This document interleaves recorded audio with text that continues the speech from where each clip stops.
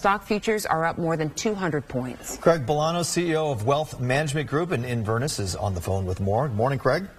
Hey, good morning, Dan, Lauren. Exciting stuff in the world of finance. As you just mentioned, market plunges big to the downside yesterday. Overnight, we were looking at an open that was going to be down more than 600 points, only to find that some news has broke that maybe, just maybe, there's a glimmer of hope. So people waking up this morning, checking their portfolios with these massive losses, how concerned should they be? Well, I think at the end of the day, what everyone has to see right now is yesterday it really felt like the trade situation was somewhat going off the rails. And when the currency, the Chinese currency, the yuan, broke this magic $7 mark that's widely held, all of a sudden you had rhetoric coming from the president and others that we haven't seen since the Clinton era, referring to China as a currency manipulator. And what that sets up is just a whole bunch of uncertainty. But I think if anything, investors should remember what happened at the end of the last year, which is panic is never a good strategy. All things in investing are incredibly dynamic, and you actually saw China this morning walk back some of their commentary yesterday, and markets are settling down here on a Tuesday morning.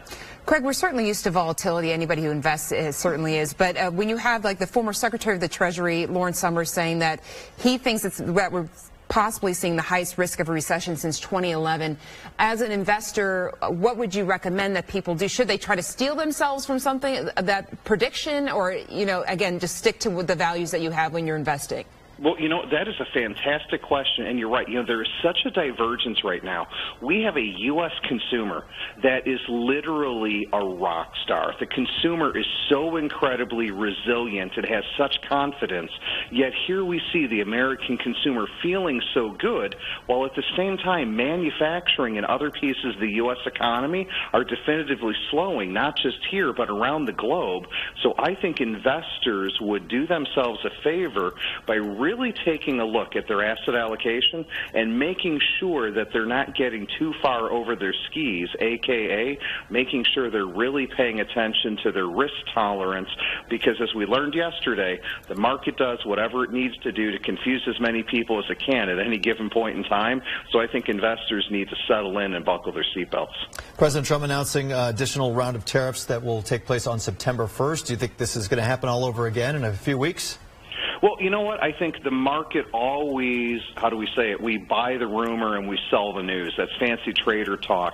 But I think the impact that is here is this deadline of September 1st. It's not going to move, I don't think. I think there is going to be some additional tariffs that come on top the already $250 billion of goods and services that we're putting these tariffs on. And it's this last round of tariffs, even though small, in quotes, that I think is finally going to make its way to the consumer, because these last round of tariffs is really on things that we as Americans buy. It's shoes, it's televisions, it's handsets, cell phone devices.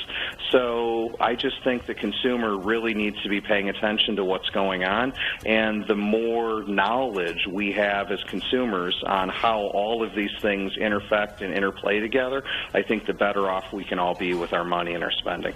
Craig, thank you so much for your time this morning. Always a pleasure. And for more information, check out Wealth Management Group at Invest with WMG.